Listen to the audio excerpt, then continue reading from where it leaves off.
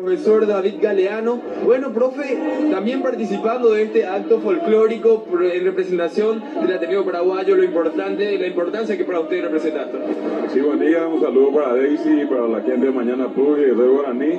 Nosotros estamos participando de este tipo de actividad durante todo el día, en realidad todo el mes, porque agosto es el mes del idioma guaraní y el mes del folclore. Y hoy estamos en este lugar compartiendo con los jóvenes, con los niños, en una actividad que es muy importante, que nos muestra el valor que tiene para los jóvenes y para los niños la celebración de este día tan especial, el Día del Folclore. Bueno, profe, lo que queríamos hablar con usted, por ejemplo, sobre la cultura del folclore en nuestro país. ¿Esto va teniendo alguna variación con el paso de los años? ¿Cómo usted pudo notar hasta ahora? Sí, en realidad hay mucha variación en algunas de esas manifestaciones. Por ejemplo, hoy día, por poner un ejemplo, el caso del Día de San Juan. San Juan, hoy no se pueden hacer muchos de los juegos en las pistas que tienen el piso de cemento o de baldosa. Ya no se puede instalar un virasí, por ejemplo. No se puede hacer ahí la pelota tatá. ¿Por qué? Porque son espacios reducidos. Y entonces es una forma de anular también algunas de las prácticas. O por ejemplo que hoy en la fiesta de San Juan, aparte de las comidas tradicionales como el vellú, el cipá, el payagua mascada, también se incluyan sándwich de lomito, hamburguesa, ¿verdad? O que las fiestas dejen de terminar, por ejemplo, con la música paraguaya y terminen con cachaca y otras cosas. Son modificaciones que se produjeron.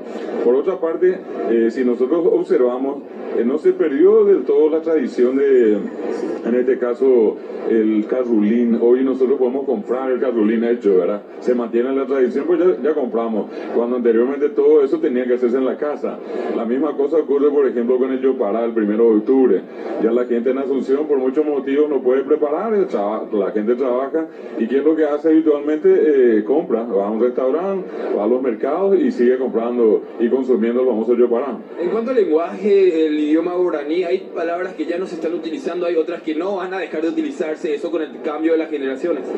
Una cuestión muy importante, este 25 de agosto es el Día del Idioma Guaraní, y una cosa que tenemos que rescatar es que el guaraní se está modernizando. En este momento, comparado a lo que fue 50 o 100 años atrás, por supuesto tienen palabras nuevas, hay algunas palabras que ya no se usan, que han sido prácticamente dejadas de lado, pero sin embargo hay una gran cantidad de gente que no solamente en Paraguay, sino que en la región siguen hablando. Se calcula que hay 10 millones de guaraní hablantes. Paraguay es el epicentro, pero también en la Argentina, en el Brasil, en Bolivia, una pequeña parte de Uruguay. Y lo otro importante es que hoy se enseña en grandes universidades del mundo. Hoy nosotros, por ejemplo, tenemos Wikipedia en guaraní, se llama Wikipetá, y son pocas las lenguas. Hay 6.000 lenguas en el mundo y aproximadamente 350 lenguas nada más tienen su versión propia de Wikipedia. Y la misma cosa ocurre con el famoso navegador Mozilla Firefox, que se llama en guaraní Aguaratatá. De esas solamente existen de 6.000 lenguas 137, y las 137 es el idioma guaraní. Bueno, Ari, ¿cómo podemos recuperar lo que sería la cultura del guaraní? ¿Cómo podemos conservar un consejo que pueda dar brevemente a los padres, por ejemplo? Y yo, por sobre todas las cosas, Red Guaraní, por el nombre que tiene, ya empiezo, ¿verdad? Y a los programas como los que hace Daisy y otra gente del canal. Estas son las formas, cuando los medios de comunicación se ocupan, el guaraní cuando le dan espacio, cuando promueven, cuando difunden. Y la otra cuestión importante es que también el Estado, el gobierno, tiene que tener una mayor presencia. A nosotros nos llamó poderosamente la atención ahora en la asunción del presidente que él no haya usado guaraní.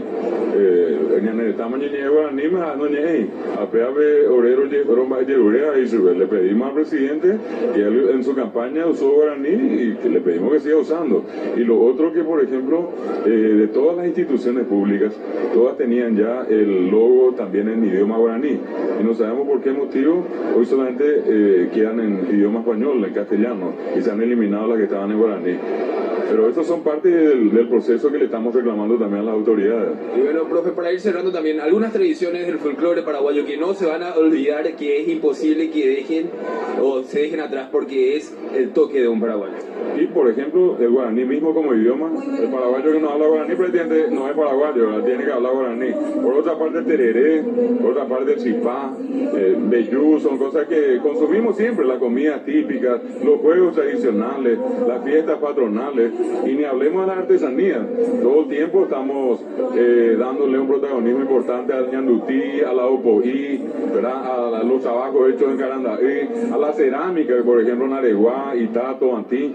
Esas son manifestaciones que permanecen, y por más que pasa el tiempo, los hijos artesanos siguen haciendo artesanía de hace tanto tiempo, y así como están las cosas, tenemos un folclore para mucho tiempo. Y brevemente así, profe, otras actividades que van a estar siguiendo con el Ateneo Paraguayo.